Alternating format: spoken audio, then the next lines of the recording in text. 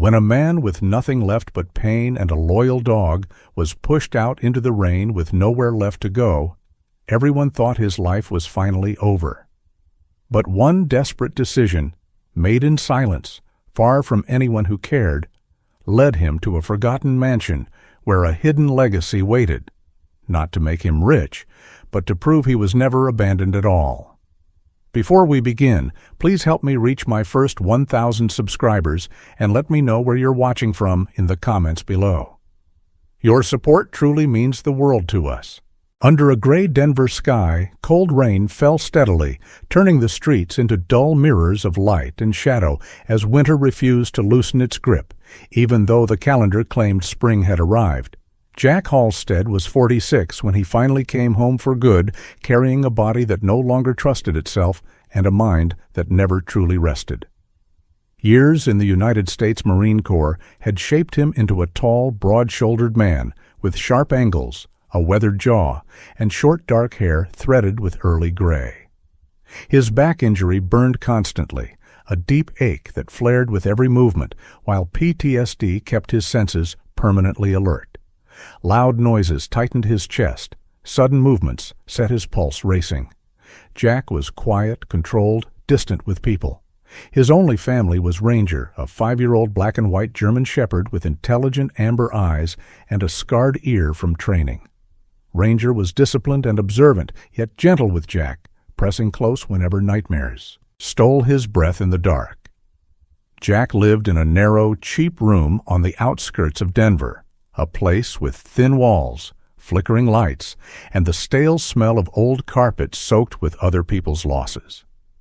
The room held almost nothing: a narrow bed, a metal chair, a small table, and a military duffel bag that still carried desert dust from overseas. Ranger slept beside the bed, always positioned to face the door. Jack worked when his back allowed it, taking short-term manual jobs and disappearing when the pain became too much. He paid his rent on time and caused no trouble. That was why the notice taped to his door felt like a quiet betrayal. The building had been sold. New management wanted long-term, profitable tenants. Jack had 48 hours to vacate. No discussion, no appeal, just paper and finality. The notice stirred memories Jack tried hard to bury: evacuations, deadlines, orders delivered without emotion. His chest tightened as if bracing for impact. He sat on the paper bed, hands trembling slightly, while Ranger lifted his head, instantly alert. Jack read the notice again, slowly, grounding himself the way counselors had taught him. Breathe. Name what you see. Stay present. Still, the thought pressed in relentlessly. Nowhere left to go. No one to call.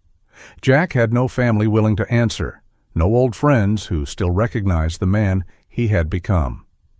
He folded the notice neatly and placed it on the table as if order might soften its meaning. Ranger stood and leaned against Jack's knee, solid and warm, reminding him that he was not completely alone. The next day passed in silence as Jack packed. Every object carried weight. The cracked boots by the door, polished out of habit. The folded flag tucked deep inside the duffel, never displayed, never explained. Ranger followed him closely, nails clicking softly against the floor, tail low but watchful. When the building manager passed in the hallway, a thin woman with sharp eyes and hurried steps, she did not stop. She did not meet Jack's gaze. Her indifference cut deeper than anger would have. Jack was used to being invisible, but it still hurt. By evening, everything he owned fit into one bag and one worn backpack. The room looked smaller without him, as if it had already erased his presence. He stood quietly, absorbing the finality of it all. Night fell early, and the rain grew heavier. Jack clipped Ranger's leash and slung the duffel over his shoulder, the familiar weight settling against his spine. Pain flared, sharp and familiar, but he pushed through it. He locked the door, hesitated, then slid the key through the mail slot, exactly as instructed. The hallway lights flickered overhead. Each step toward the exit felt like crossing a line he could never return from. Outside, the rain soaked him instantly, running down his collar and into his boots. Ranger shook once, then walked steadily at Jack's side. Jack did not look back at the building. He had learned long ago that looking back made leaving harder. He focused forward, breathing evenly, one step at a time. On the sidewalk, rain blurring the city into streaks of gray, Jack paused beneath a broken streetlight. Cars passed without slowing, tires hissing against wet pavement. Warm windows glowed in the distance, close enough to see but far beyond reach. For a moment, despair pressed down on him, heavy as the pack on his back. Then Ranger sat calmly, eyes fixed on Jack's face, waiting for direction. Jack knelt despite the pain and rested his forehead briefly against Ranger's strong neck. "We're okay," he whispered, more promise than truth. The words steadied him. He rose, tightened his grip on the leash, and stepped forward into the rain. He did not know where they would sleep that night, only that they would face it together. Behind them, the building faded into darkness, no longer home. Morning came gray and damp, the rain from the night before still clinging to the streets, as Jack Halstead walked toward the VA building with Ranger at his side, his steps careful, his posture stiff from pain and pride alike. The VA facility stood like a concrete block of order amid chaos, clean lines, glass doors, flags hanging still. Jack hesitated before entering, his jaw tightening the way it always did before asking for help. Inside, the air smelled of disinfectant and old coffee.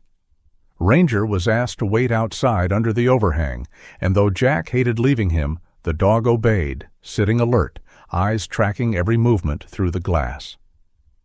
Jack checked in quietly, his voice low, clipped, respectful, the voice of a man trained not to take up space. He waited on a hard plastic chair, hands folded, back screaming, mind scanning for exits, even in a room meant for healing. Claire Dawson noticed him before he noticed her. She was in her late 30s, average height, with a slender build that moved with practiced efficiency. Her brown hair was pulled into a loose bun, already escaping in wisps from a long shift, and faint lines around her eyes suggested someone who smiled often but slept too little. Claire had grown up in a military family, her father a Navy corpsman, which gave her an instinct for veterans who tried too hard to appear fine. She approached Jack slowly, kneeling slightly, so her eyes met his without challenge. Her voice was calm, warm without being patronizing. She asked simple questions: how long he'd been out, whether he had somewhere safe to sleep. Jack answered carefully, choosing words the way he chose routes on patrol. Claire listened more than she spoke, noticing the way his foot tapped at sudden noises, the way his shoulders tightened whenever someone passed behind him. When Claire stepped outside to check on Ranger, her expression changed. The dog sat perfectly still, rain-damp fur darkened along his back, amber eyes, sharp but tired. Claire crouched and extended her hand slowly. Ranger sniffed once, then allowed it. She noted his discipline immediately. This was no stray. This was a working dog. When she returned inside, her tone hardened just slightly, not with Jack, but with the system. She brought him a cup of water, then quietly asked if he'd ever considered leaving Denver. Jack shook his head. Moving required money, planning, energy. Claire nodded, then lowered her voice. She told him about Redwood Valley, a small mountain town where the county was selling tax-seized properties cheap, sometimes absurdly cheap, just to clear old records. She said it like an afterthought, but her eyes stayed on his face, gauging whether hope might hurt him more than silence. As evening fell, the VA corridors emptied. The lights dimmed, footsteps faded. Claire found Jack still sitting where she'd left him, posture rigid, Ranger again waiting outside. She handed him a folded paper with an address written neatly in ink. "I can't promise anything," she said softly, "but it's a place, and sometimes that's enough." Jack studied the paper as if it might explode. He started to refuse, habit, fear, discipline, but stopped when Ranger pressed his nose gently against the glass, fogging it. Claire made a decision then, one she knew crossed invisible lines. When the security rounds passed, she unlocked the back door and held it open. Rain misted the air, cool and clean. "You're not broken," she said, meeting Jack's eyes one last time. "You're just in the wrong place." Jack nodded once, a Marine's nod, and stepped into the night with Ranger at his side, the door closing softly behind them. Jack and Ranger reached Redwood Valley just before dusk, the road narrowing as it climbed into pine-covered hills where mist clung low and the air smelled of wet earth and old stone. The town itself was small and quiet, the kind of place that seemed paused in time, with weathered storefronts and faded signs that hinted at a past more prosperous than its present. Jack moved carefully, his back stiff from the long drive and nights without proper rest. But there was a steadiness in him now, a sense of direction he had not felt in months. He followed the address Claire had given him until the road ended at a rusted iron gate, beyond which a narrow path led upward. At the top of the hill stood the mansion, large, silent, and unmistakably dignified despite decades of neglect. Its brown-tiled roof sagged slightly with age, wooden arched doors were darkened by time, and iron railings traced the balconies like old scars. The structure carried the elegance of the 1930s, preserved beneath, layers of dust and abandonment as if waiting for someone who could see past the decay. The mansion had belonged to Samuel Ashford, a name spoken in town with equal parts curiosity and discomfort. Ashford had been a tall, reclusive man in his later years, thin almost to the point of frailty, with sharp cheekbones and deep-set eyes that missed nothing. He was known as a brilliant inventor whose mind never seemed to rest, but also as a man who distrusted people and preferred machines to conversation. Locals remembered him as polite but distant, a figure who walked the streets alone, hat pulled low, always returning to the hill before sunset. One winter, nearly 40 years earlier, Ashford vanished without explanation. No body was found. No will surfaced. Eventually, unpaid taxes claimed the property, and the mansion was sealed and forgotten. Over time, it became a local legend, too expensive to restore, too unsettling to ignore completely. Jack learned all this at the county office, where a tired clerk slid the paperwork across the desk with little ceremony. The woman, middle-aged and heavy-set, with thinning blonde hair and reading glasses perched low on her nose, barely looked at him as she explained the terms. The tax debt amounted to $18,400, payable in full, no guarantees, no inspections. Jack listened carefully, his expression unchanged. He counted his savings twice, hands steady despite the weight of the decision. This was everything he had left: compensation, small jobs, careful restraint. When he signed his name, he felt something shift. Not relief, not joy, but commitment. He had chosen a place to stand. Inside, the mansion was cold and echoing, the air thick with dust. Ranger padded cautiously across the marble floor, nose working, ears alert. Jack explored slowly, noting the craftsmanship in the walls, the hand-carved banisters, the way light filtered through tall windows clouded by grime. It was beautiful in a tired, patient way. Then Ranger stopped. He stood rigid outside the library, low growl vibrating in his chest. The room itself looked ordinary, rows of shelves, a desk, old lamps. But Ranger refused to move forward. He circled once, sniffed the wall, and barked sharply, a sound of warning rather than fear. Jack placed a hand on Ranger's neck, feeling the tension there. He trusted the dog's instincts without question. Something was wrong, or at least unfinished. That night, as Jack settled into a single cleared room with a blanket and his pack, news of the purchase began its quiet journey outward. In towns like Redwood Valley, nothing stayed secret for long. By morning, the story had reached Denver. A homeless veteran had bought the Ashford mansion. Phones rang, conversations shifted. Somewhere far away, people who had not thought of Jack Halstead in years began to remember his name, and not with kindness. Unaware of this, Jack lay awake, listening to the house breathe around him, Ranger stationed firmly by the key. Library door, guarding something neither of them yet understood. Jack spent the morning clearing dust and debris from the mansion, moving slowly from room to room as sunlight filtered through tall windows and revealed decades of neglect. The house felt different in daylight, less ominous, more patient. Yet Ranger remained tense, especially near the library. Jack found the journal by accident, tucked inside a warped desk drawer beneath brittle papers and rusted keys. The leather cover was cracked, the pages yellowed, but the handwriting inside was precise and disciplined. Samuel Ashford wrote in short, deliberate entries, not the ramblings of a madman, but the record of a mind that valued order. One line repeated in different forms across the pages. I leave what is beautiful to those worthy of keeping it whole. Jack felt a quiet recognition in the words, a familiar tone of responsibility rather than greed. He sat on the library floor reading until Ranger's low growl pulled his attention back to the shelves. Ranger stood rigid before a tall bookcase, head tilted, nose pressed to the wood. He pawed once, carefully, then looked back at Jack as if asking permission. Jack rose and examined the shelves more closely.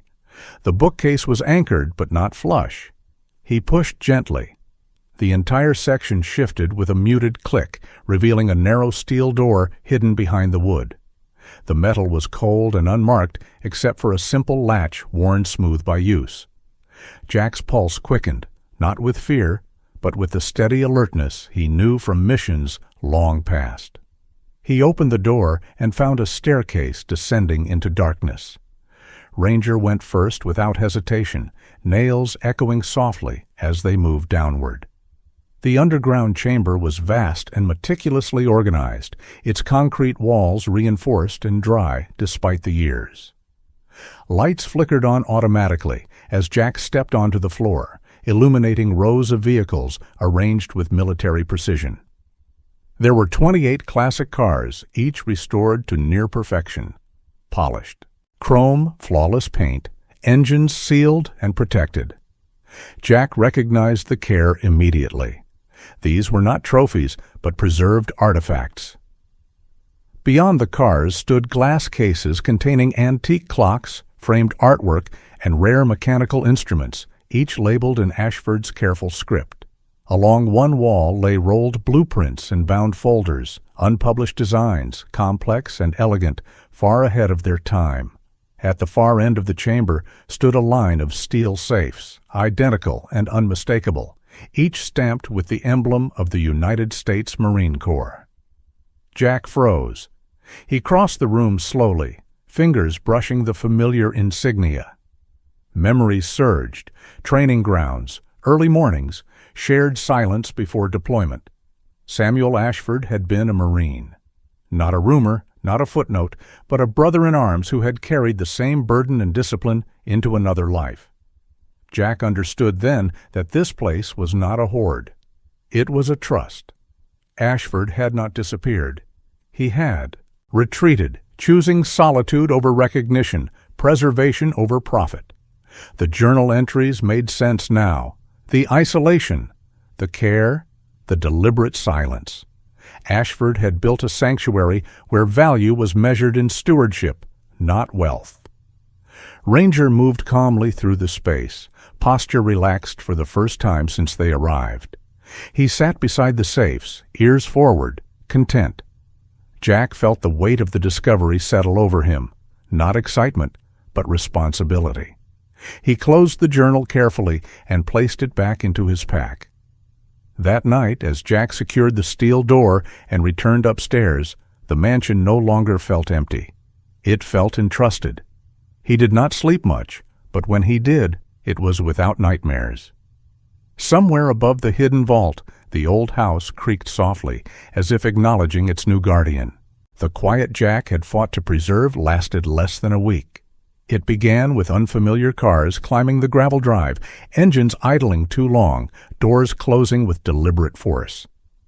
The first to arrive was his cousin's family, led by Margaret Hale, a woman in her early 50s with a tall, rigid posture and carefully dyed auburn hair cut to her shoulders. Her clothes were immaculate, cream coat, leather gloves, sensible heels unsuited for dirt, and her expression carried practiced concern that never reached her pale gray eyes. Margaret spoke softly but firmly, as if addressing a child. She reminded Jack of his PTSD diagnosis, of hospital visits, of paperwork from years ago. She framed her words as protection. What she wanted was property guardianship, control of the mansion and everything beneath it, because she claimed Jack was not legally or financially equipped to manage assets of such magnitude. Jack listened in silence, shoulders squared, Ranger standing close. Enough that his flank brushed Jack's leg, eyes never leaving Margaret's hands. Margaret was not alone. Her husband, Thomas Hale, broad-shouldered and balding, with a thick mustache and impatient manner, paced the foyer while glancing at the ceilings and walls like a buyer assessing resale value.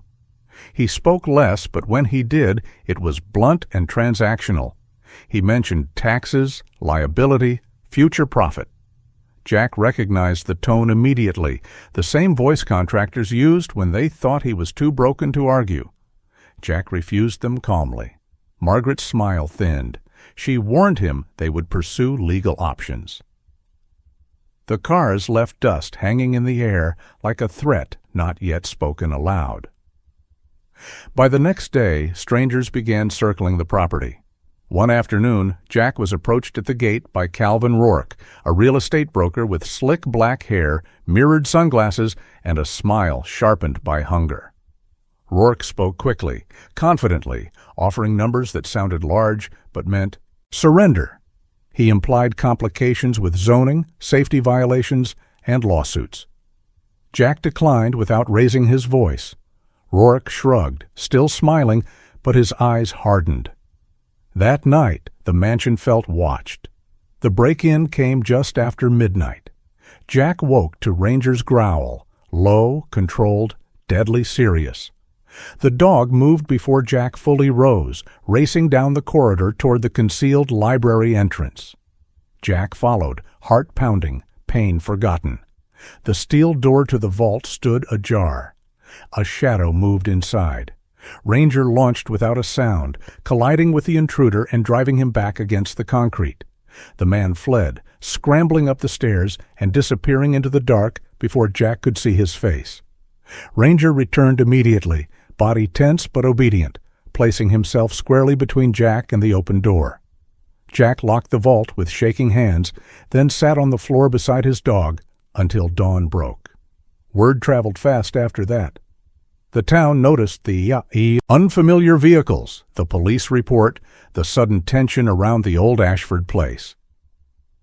Eli Turner, a local classic car restorer in his late 40s with oil-stained hands, a graying beard, and eyes that softened when he talked about engines, asked to visit after hearing rumors of rare vehicles. Eli moved through the vault with reverence, not greed, identifying models, explaining preservation needs, and warning Jack what would happen if collectors or corporations got involved. He offered help without contracts or demands. "These cars are history," he said. "They deserve patience." Across the road lived Noah Brooks, a thin, dark-haired boy of 11 with scraped knees and wary curiosity. Orphaned young and raised by an elderly grandmother, Noah watched Jack from a distance until a ranger approached him one afternoon, tail wagging cautiously. The boy smiled for the first time in weeks. He began stopping by after school, asking questions, listening. Jack answered when he could. The mansion stopped feeling isolated. Neighbors waved. Someone left groceries by the gate. When Margaret returned with legal papers days later, she found the town already standing behind the man she had dismissed as incapable. Claire arrived in Redwood Valley on a pale autumn morning, her compact sedan climbing the hill with quiet determination. She looked different outside the VA, still composed, but more human here, wearing a wool coat over jeans, her brown hair loose around her shoulders. With her came Daniel Mercer, a legal attorney in his early 60s whose posture was slightly stooped from decades bent over case files, yet whose eyes were sharp and unwavering. Daniel had built his career defending veterans in property and competency disputes. A heart attack 10 years earlier had stripped him of arrogance and left him precise, calm, and relentless.